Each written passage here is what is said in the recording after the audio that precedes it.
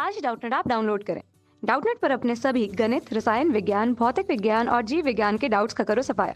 बस प्रश्न की फोटो खींचो, एक ही प्रश्न को क्रॉप करो और तुरंत वीडियो सोल्यूशन पाओ। अभी डाउनलोड करें। प्रश्न है कि द्रव्यमान m का एक उपग्रह r त्रिज्या की कक्षा में पृथ्वी की परिक्रमा कर रहा है, तो इसकी संपूर्ण ऊर्जा के लिए सूत्र की स्थापना कीजिए तथा यह बताइए कि संपूर्ण ऊर्जा ऋणात्मक क्यों होती है।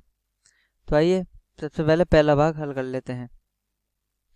तो पहले भाग के अनुसार एक उपग्रह पृथ्वी की कक्षा में परिक्रमा कर रहा है। तो एक उपग्रह इस प्रकार परिक्रमा कर रहा है जिसके केंद्र पर एक पृथ्वी है जिसका द्रव्यमान m तथा उसकी त्रिज्या r ही है, और ये जो कक्षा की त्रिज्या है वो r है तथा एक m द्रव्यमान का उपग्रह है। आप करना, मैं इसको स्मॉल r लिख देता हूँ क्योंकि हमें प्रश्न में स्मॉल r दे रखी है तथा v चाल से गति कर रहा है। तो इसकी संपूर्ण ऊर्जा किस प्रकार लिखी जाएगी? तो संपूर्ण ऊर्जा लिखी जाएगी जो कि है स्थितिज ऊर्जा प्लस गतिज ऊर्जा। अब स्थितिज ऊर्जा क्या होती है? वो होती है माइनस GMM बटा r, इन दोनों के बीच की दूरी है r, प्लस गतिज ऊर्जा हाफ mv²। अब हमें इन सभी के मान तो पता है लेकिन हम v का मान निकालना चाहते हैं, मतलब अब v का मान हमें निकालना होगा। तो वो कैसे निकालेंगे? वो निकाले हम बल की मदद से। क्योंकि हम देख रहे हैं कि दो वस्तु है, अर्थात एक पृथ्वी है तथा एक m द्रव्यमान का उपग्रह है, और इन दोनों पर एक गुरुत्वाकर्षण बल लग रहा है जो कि है Gm बटा r²।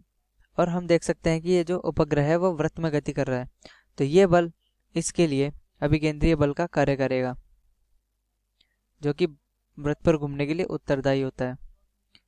तो mv²/r जो कि अभिकेंद्रीय बल लिखते हैं हम, और Gmm बटा r²।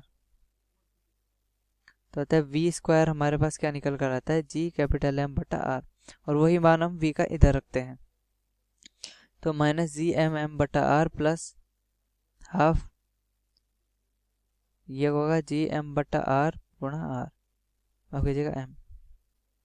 तो यानी कि माइनस Gmm बटा r प्लस हाफ Gmm बटा r, तो ये आएगा -1 बटा 2 Gmm बटा r। अतः हम कह सकते हैं कि इस निकाय की जो संपूर्ण ऊर्जा है वो हाफ Gmm बटा r है। और ये ऊर्जा ऋणात्मक इसलिए आई है क्योंकि यहाँ जो उपग्रह पृथ्वी से बंधा हुआ है, पृथ्वी से बंधित अवस्था में। यदि कोई निकाय बंधित अवस्था में होता है तो उसकी जो संपूर्ण ऊर्जा है वो हमेशा ऋणात्मक होती है। अगर ये संपूर्ण ऊर्जा धनात्मक होती तो इसका मतलब ये होता कि ये जो उपग्रह है वो कहीं भी गति करने के लिए स्वतंत्र होता, परंतु ऋणात्मक है तो इसका मतलब ये है कि वो कहीं भी गति करने के लिए स्वतंत्र नहीं है। अब दूसरा भाग कि इसी उपग्रह के लिए हमें पलायन वेग का मान निकालना है। तो आइए देखते हैं पलायन वेग क्या होगा। और पलायन वेग निकालने के लिए हम हमेशा ऊर्जा संरक्षण का इस्तेमाल करते हैं। ऊर्जा संरक्षण से यानी कि U1 प्लस K1 फेंकने से पलायन से पहले की ऊर्जा, U2 प्लस K2 पलायन के बाद की ऊर्जा। तो अब हमें प्रश्न में पूछा है कि पलायन वेग का मान क्या होगा, यानी कि अभी की सबसे पहले हमें स्थितिज ऊर्जा लिखनी है जो कि है -Gm बटा r, यह अभी की स्थितिज ऊर्जा है, और हाफ अभी की गतिज ऊर्जा mv², और यह वो v होगा पलायन वेग, यानी कि किस वेग से इसको फेंका जाए। तो ये इसका पलायन वेग होगा। अब पलायन वेग अगर हम दे रहे हैं तो उसकी स्थितिज ऊर्जा भी शून्य होनी चाहिए, गतिज ऊर्जा भी शून्य होनी चाहिए न्यूनतम के लिए, इसलिए क्योंकि हम चाहते हैं कि यह पृथ्वी के गुरुत्वाकर्षण क्षेत्र से बाहर निकल जाए।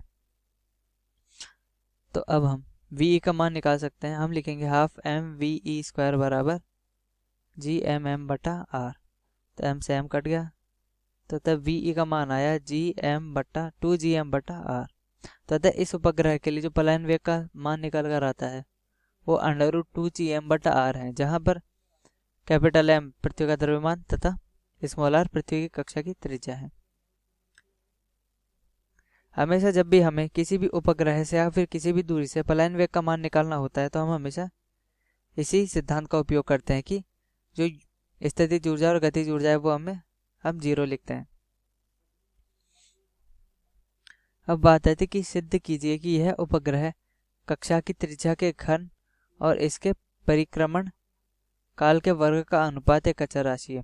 अब हमें क्या चाहिए कि इसका परिक्रमण काल चाहिए, तभी हम कक्षा की त्रिज्या का घन और परिक्रमण काल का वर्ग का अनुपात निकाल सकते हैं। तो अब परिक्रमण काल क्या होगा? परिक्रमण काल अर्थात एक चक्कर में लिया गया समय, तो वो होगा कि पूरा एक चक्कर की दूरी यानी कि 2 पाई स्मॉल आर जो कि परिधि होगी और बट्टा वी यानी कि इसका कक्षीय वेग। तो t बराबर 2 पाई आर बटा हमने कक्षीय वेग कितना निकाला था √gm बट्टा आर। क्योंकि हमने v स्क्वायर जी एम बटा आर निकाला था तो v के लिए हम √ कर देंगे और r की घात √।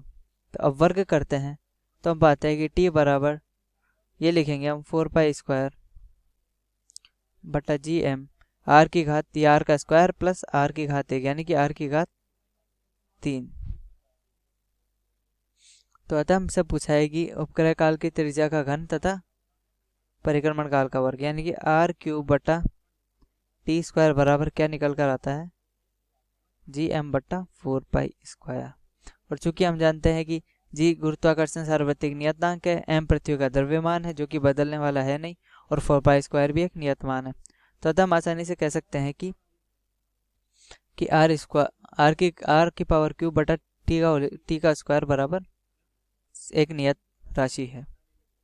कक्षा 6वीं से 12वीं से लेकर नीट, IIT, जेई वो एडवांस के लेवल तक 1 करोड़ से ज्यादा छात्रों का भरोसा। आज ही डाउनलोड करें डाउटनेट ऐप या व्हाट्सएप करें अपने सारे डाउट्स 8400 400 400 पर।